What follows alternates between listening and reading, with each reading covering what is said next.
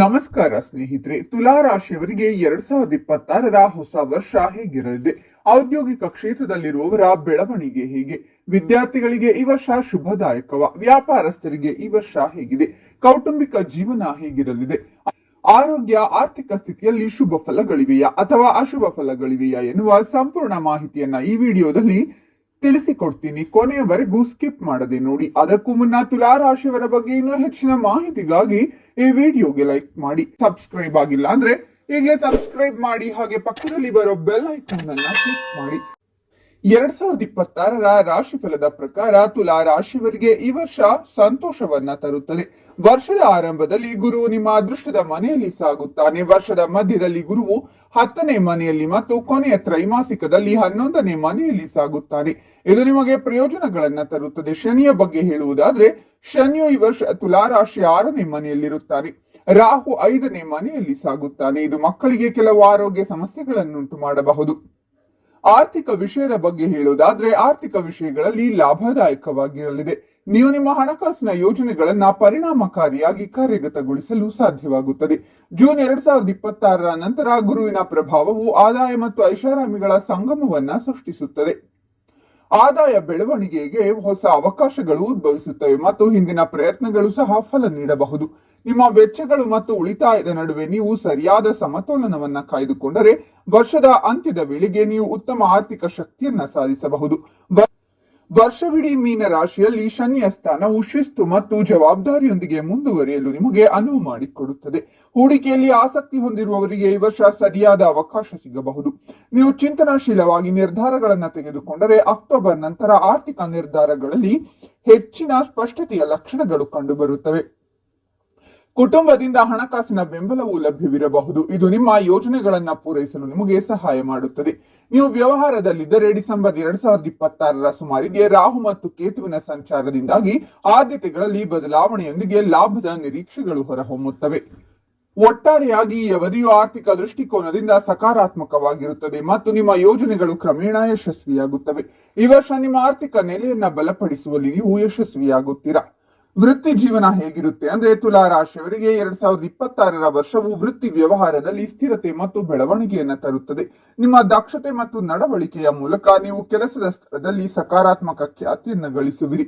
ವರ್ಷದ ಆರಂಭದಲ್ಲಿ ನೀವು ನಿಮ್ಮ ಗುರಿಗಳಿಗೆ ಹೆಚ್ಚು ಸಮರ್ಪಿತರಾಗಬೇಕಾಗುತ್ತದೆ.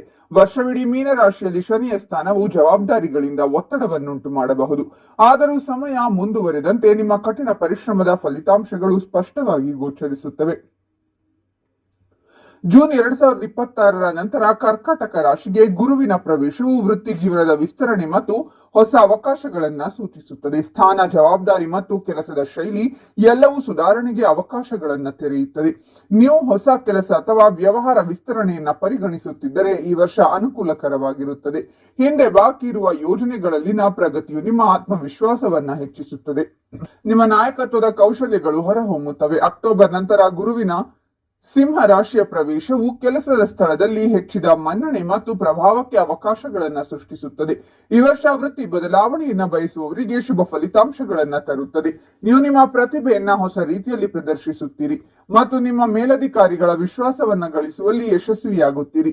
ನೀವು ವ್ಯವಹಾರದಲ್ಲಿದ್ದರೆ ಪಾಲುದಾರಿಕೆಗಳು ಲಾಭದಾಯಕ ಅವಕಾಶಗಳನ್ನ ನೀಡಬಹುದು.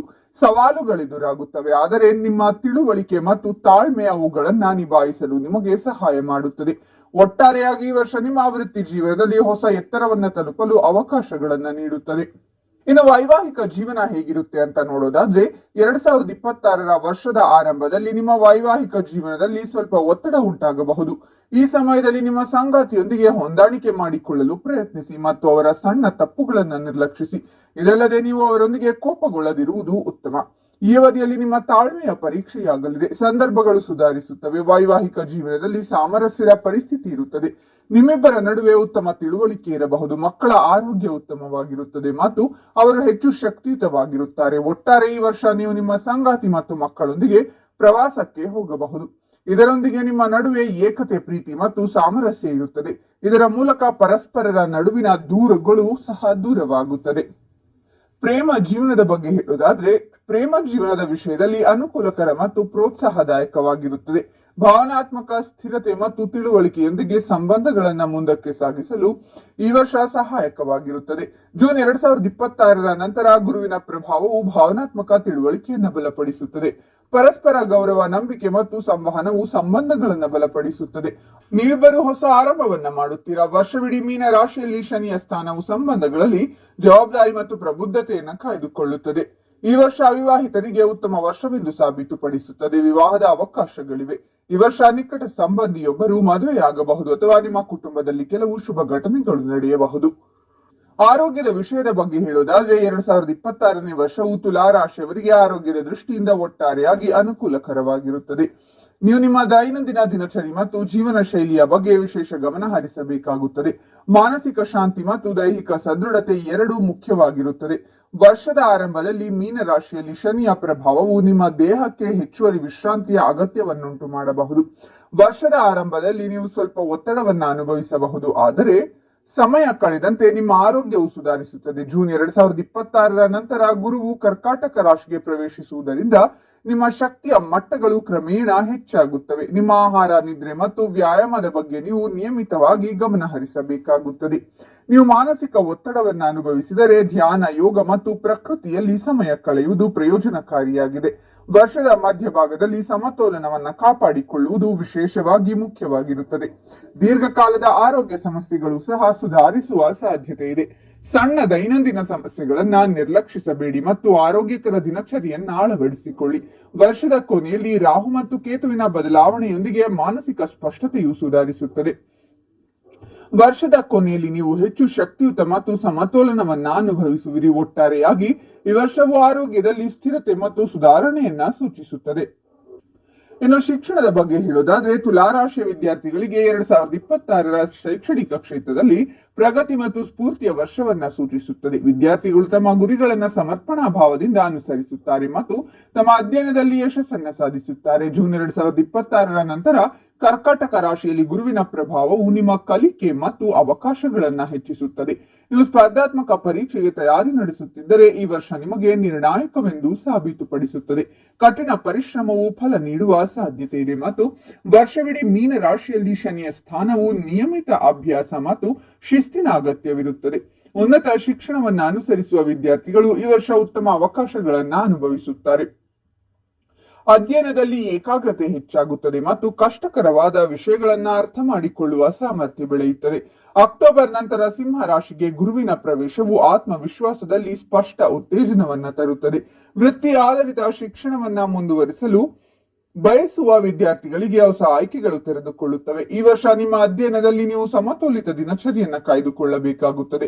ಡಿಸೆಂಬರ್ 2026ರ ಆಸುಪಾಸಿನಲ್ಲಿರುವ ರಾಹು ಕೇತು ಸಂಚಾರವು ನಿಮ್ಮ ಗುರಿಗಳು ಮತ್ತು ನಿರ್ದೇಶನಕ್ಕೆ ಸ್ಪಷ್ಟತೆಯನ್ನ ತರುತ್ತದೆ. ಇನ್ನು 2026ರಲ್ಲಿ ತುಲಾರಾಶಿಯವರಿಗೆ ಭೀಕರ ವಾಹನ ಅಪಘಾತವಾಗುತ್ತೆ. ಹಾಗಾಗಿ ಬಹಳ ಎಚ್ಚರ ವಹಿಸಿ. ದೂರ ಪ್ರಯಾಣವನ್ನ ಆದಷ್ಟು ಸ್ಥಗಿತಗೊಳಿಸಿ. ಇನ್ನು ನೋಡಿದ್ರಲ್ಲ ಸ್ನೇಹಿತರೆ, ತುಲಾರಾಶಿಯವರ 2026ರ ಭವಿಷ್ಯ ಹೇಗಿದೆ ಅಂತ. ಓಂ ಶನೈಶ್ವರಾಯ ನಮಃ ಅಂತ ಕಾಮೆಂಟ್ ಮಾಡಿ. ಈ ವಿಡಿಯೋವನ್ನ ನಿಮ್ಮ ಎಲ್ಲಾ ಸ್ನೇಹಿತರು ಹಾಗೂ ಸಂಬಂಧಿಕರಿಗೂ ಶೇರ್ ಮಾಡಿ. ತುಲಾರಾಶಿಯವರ ಪ್ರತಿ ತಿಂಗಳ ಭವಿಷ್ಯಕ್ಕಾಗಿ ನಮ್ಮ ಚಾನೆಲ್ ಅನ್ನ ಸಬ್ಸ್ಕ್ರೈಬ್ ಮಾಡಿ.